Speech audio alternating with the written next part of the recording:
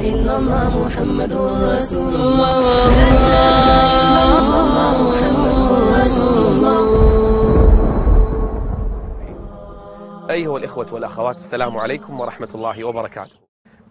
شما را به اولین برنامه قصه پیامبران خوش آمدید میگوییم. چرا ما پیامبران را انتخاب کردیم؟ زیرا آنها بهترین مردمانند، بهترین کسانی اند در روی زمین. آنها را خداوند برای اصلاح بشریت انتخاب کرده است. اگر وجود آنها نمی بود، مردم در گمراهی و ضلالت می ماندند. چی لازم قصه آنها؟ زیرا که بهترین قصه هاست. خداوند می فرماید: قال الرب عز وجل: نحن نقص عليك احسن القصص. اما مردم امروز گاه از قصه های بشریت تحت تاثیر قرار می گیرند، گاه از تماشای فیلم های خیال احساساتی شده می گیرند، یا اینکه از آن می ترسند، یا اینکه قهرمان های آنها را پیروی می کنند. اما ما درباره بهترین قصه ها و بهترین مردمان سخن می گوییم که پیروی از ایشان واجب است و راهی نجات در پیروی از آنهاست. نحن نقص عليك احسن القصص بما اوحينا اليك هذا القرآن وان كنت من قبله لمن الغافلين. بهترین قصه ها را با تفسیر از قرآن و سنت برایتان میاریم که هیچ قصه های امت های گذشته ضد آن برآمدن نمی توانند. با ذکر کردن این قصه ها از آن ما پند، حکمت، ایمان و عبرت می‌گیریم. العبر لقد كان في قصصهم عبرة لأولي الألباب ما كان حديثا يفترى ولكن تصديق الذي بين يديه وتفصيل كل شيء وهدى ورحمة لقوم يؤمنون. در قصه های آنها سیر و معجزه هایی است که انسان با خواندن آن در دینش صابر و استوار میماند و در ایمان او هیچ دشمنی رخنه ایجاد کرده نمیتواند. اگرچه هر قدر قوی باشد، با او دشمنی کند و با او به جنگ خیزد و او را دشنام دهد، زیرا او قصه پیامبران میخواند، میداند که چطور در مقابل آنها بایستد. این قصه پیامبران است. در قصه آنها بنده است برای کسانی که صاحب عقل میباشند. اینجا قصه ها، حکایه ها و عبرت های میاریم که در آن بلاها و دعاهایی که خداوند از پیامبران قبول کرده است و میبینیم که چطور امت های گذشته با پیامبرانشان مبارزه میبردند و چگونه خداوند به آنها انبیا میفرستاد. هیچ قومی نیست که به آنها رسول یا نبی نفرستاده باشیم. به این قصه ها گوش اندازیم و عبرت گیریم و به شما از قصه پیامبران شروع میکنیم. قصص الانبیاء.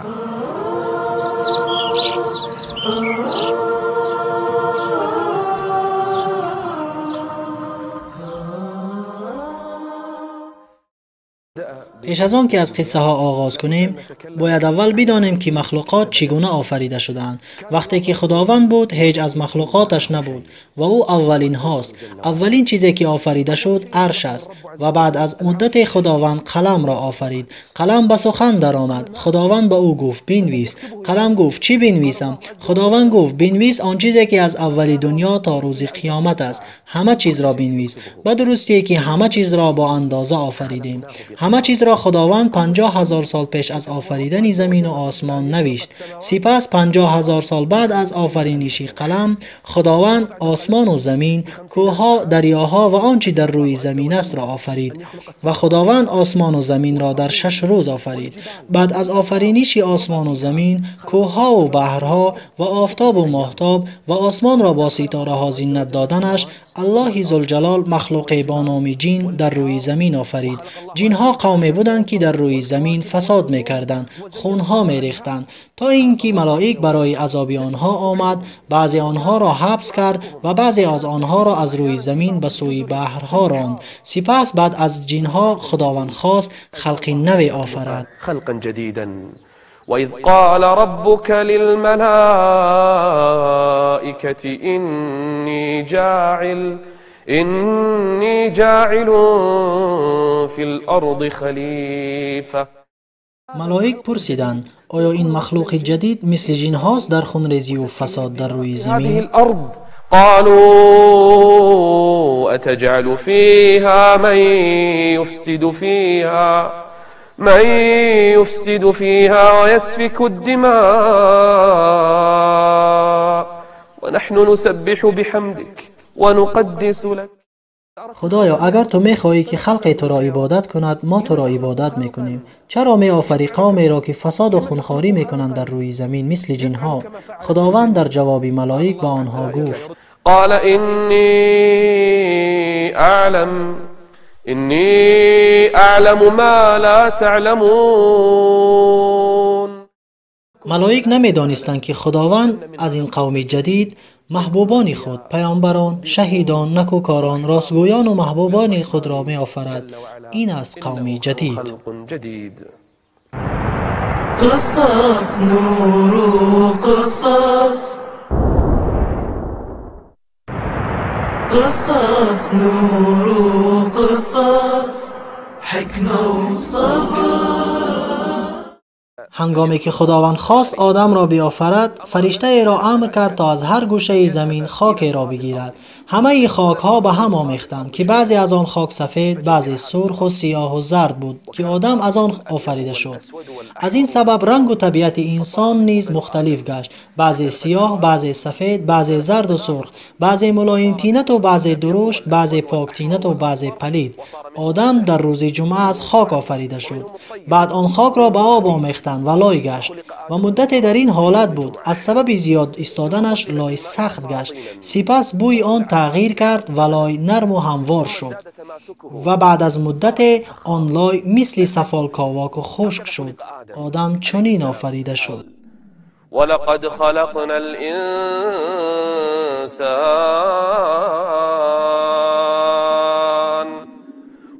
خلقنا الإنسان من سلالة من طين.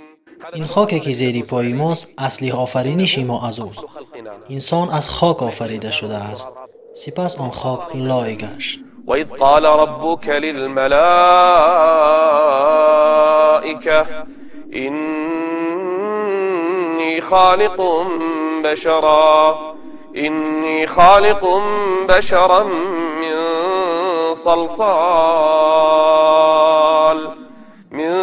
صلصال من حمأ مسنون. این از آفرینش آدم. خداوند عزوجل می‌فرماید: فإذا سويته ونفخت فيه من روحي فقعوا له ساجدين. این از اصل آفرینش آدم. در آن روح را ندمیده بود. مدتی به این حالت ماند. ملائک آن را هر روز با تعجب نگاه میکردند و از ترس از خود میپرسیدند این چی مخلوق است و چگونه میشده باشد. حتی ابلیس در گرد و اطراف آن دور میزد و در شکم او داخل میشد و میبرآمد. آن را نگاه میکرد، از او میترسید و او حسد میبرد و فرشته ها میگفت او یک مخلوق کاواک و پوچ است، اما پروردگار شما چنین نیست. اگر من ضد او خیزم او را میکشم. ابلیس از حد خود گذشت، اما فرشتگان او را مراقب بودند. و هنگامی که خداوند بر او روح دمید، امر کرد فرشتگان به سجده افتادند. چگونه بر او روح دمید و چی می شود بعد از آفرینش آدم علیه السلام با ما باشد.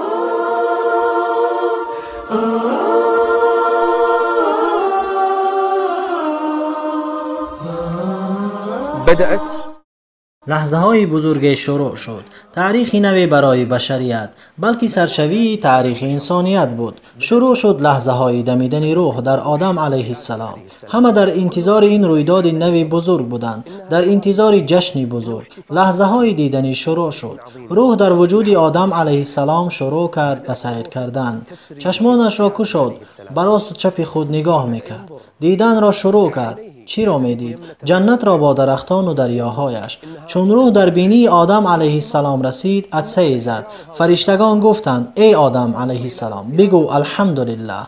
آدم علیه السلام گفت الحمدلله. الله ذوالجلال گفت یرحمک ربک. روح به شکم آدم علیه السلام رسید، اشتهای خوردن میوه های جنت کرد. اشتهای خوردن از آن میوه ها. آدم از جایش تکان خورد و روح به پایش آمد. شتاب کرد به سوی آن میوه ها، زیرا که انسان از شتاب آفریده شده. خلق الانسان من عجل. زیرا که انسان از شتاب آفریده شده. هنگامی که روح در آدم علیه السلام پر شد، به راه رفتن شروع کرد. فرشتگان به او نگاه میکردند، همگی مراقب او بودند. الله ذوالجلال گفت: ای آدم، با آن فرشتگان نگاه کن، به سوی آنها برو و بگو: السلام علیکم.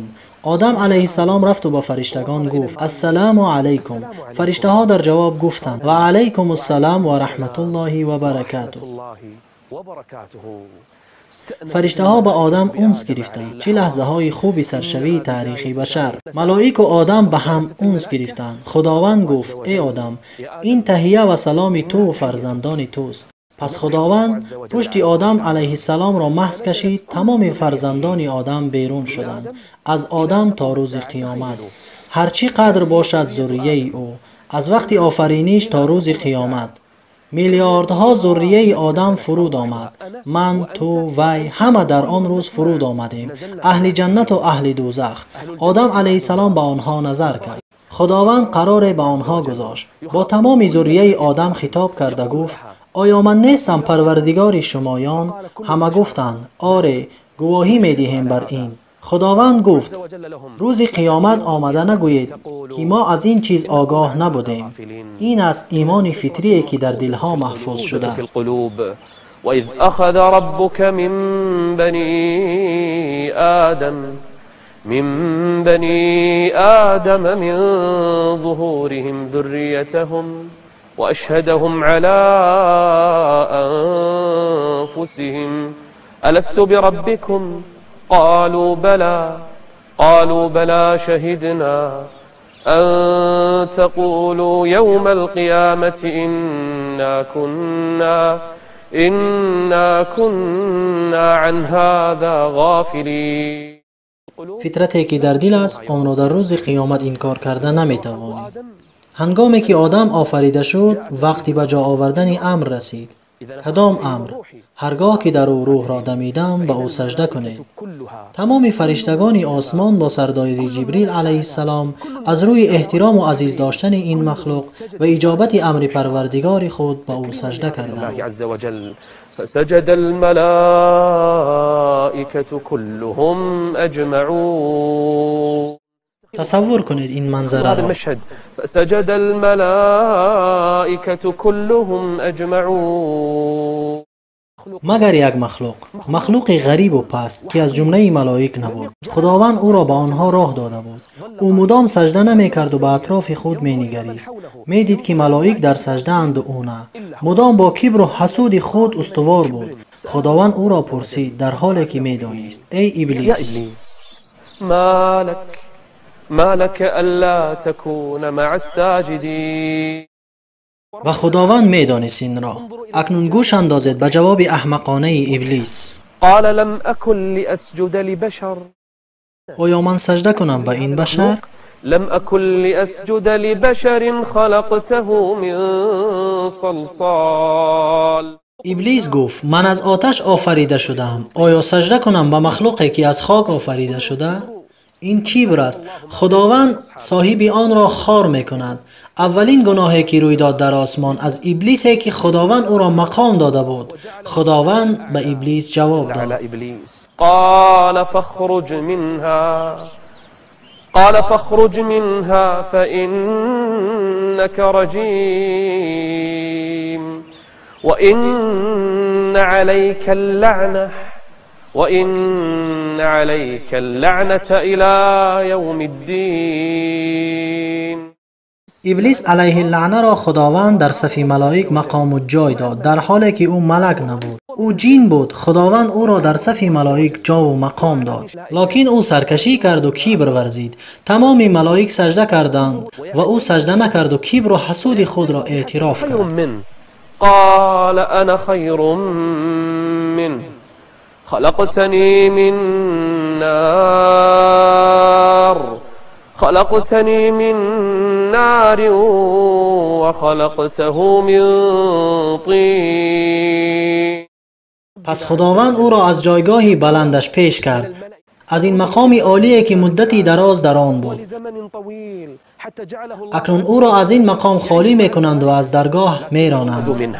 قال فاخرج منها فإنك رجيم وإن عليك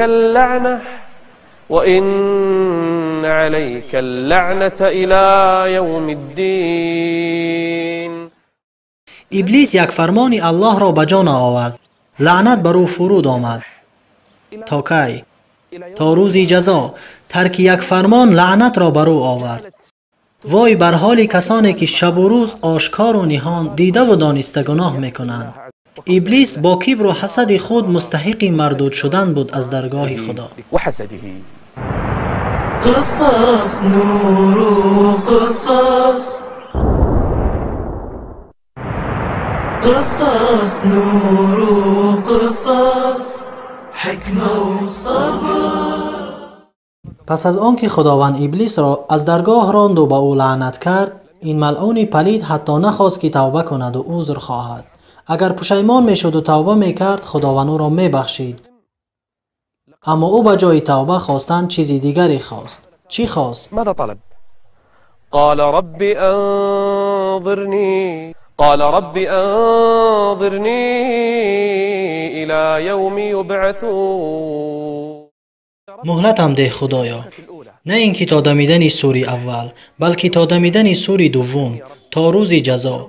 او به همه اینها ایمان داشت، به خدا و روز جزا، به جنت و دوزخ، لیکن در برابر فرمان خدا کبر ورزید.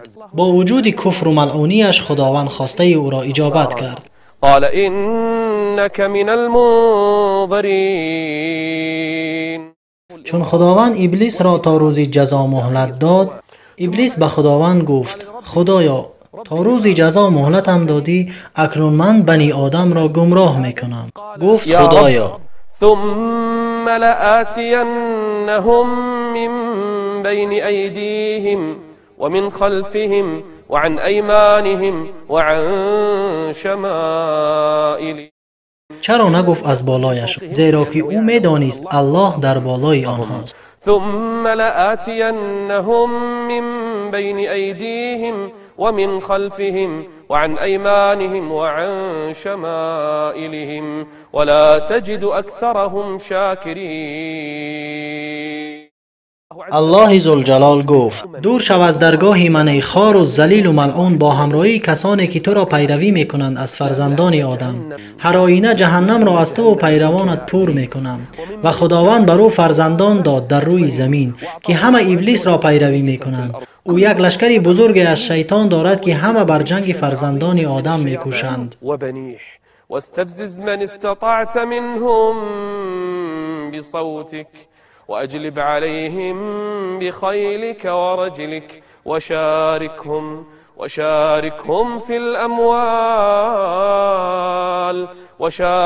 في الأموال والأولاد وعدهم وما يعدهم الشيطان إلا غرورا. ابلیسی که ملعون است و از درگاه عالی رانده، حد خدا را گذشته، بندگان او را مغرور و از یاد خدا غافل می کند و گناه را بر آنها زینت می دهد و از طاعت الله ذوالجلال دورشان می کند. هنگامی که ابلیس به خداوند گفت: قسم به عزت و بزرگیت که آنها را گمراه خواهم کرد، خداوند به او در جواب گفت: قسم به عزت و بزرگیم آنها را می بخشم اگر عذر خواهند و توبه کنند.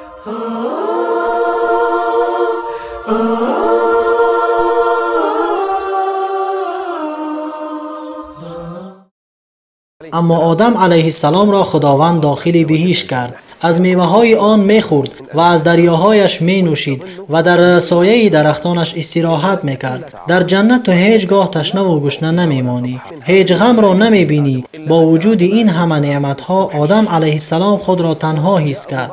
با خود می گفت: چطور در این نعمت ها تنها زندگی کنم؟ آدم علیه السلام را خواب آمد. وقتی از خواب خیست، زنی را در پهلوی خود دید. از او پرسید: کیستی تو؟ گفت: من زن هستم. از کجا آمدی؟ خداوند مرا آفرید. گفت: برای چی خداوند تو را آفرید؟ گفت: آفرید مرا تا تو را آرام کند. یا ایها الناس اتقوا ربکم الذی خلقكم من نفس واحده وخلق منها زوجها فرشته ها آدم علیه السلام را پرسیدند نام او چیست؟ خواستند او را امتحان کنند آیا تمام نام ها را می داند یا نه؟ آدم علیه السلام گفت نام او حواست. ملائک گفتند برای چی حوا؟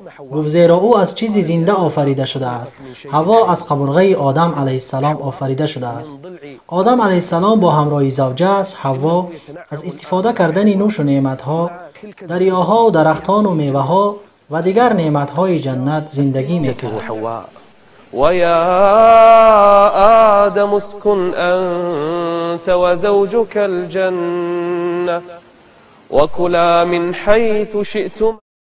همه چیز بر شما حلال است در این جنت. دریاهایش، درختانش، سایه‌هایش، همه چیز حلال است مگر یک چیز. و آن چیز، آن درخت را دیدی، به او نزدیک نشو. ولا تقربا هذه الشجرة فتكونا من الظالمين. نه تنها خوردن میوه آن را حرام کرده بود، بلکه نزدیک شدن به آن درخت به آنها حرام بود. ای آدم و حوا، حذر کنید از شخصی که در بین شما زندگی میکند. او دشمن شماست که میخواهد شما را از اینجا برآرد. پس هوشیار باشید تا شما را مغرور و وسوسه نکند، به دام خود نافتاند. خداوند کلام خود را تصدیق کرده میگوید ای آدم، إن هذا عدو لك ولزوجك فلا يخرجنكما من الجنة فتشقى. بدان ای آدم که جنگ بسیار سخت است و این دشمنی تو اولین حمله خود را میکند و کوشش میکند تا تو از آن درخت بخوری. پس تو و زوجت به این هرگیز نزدیک نشوید.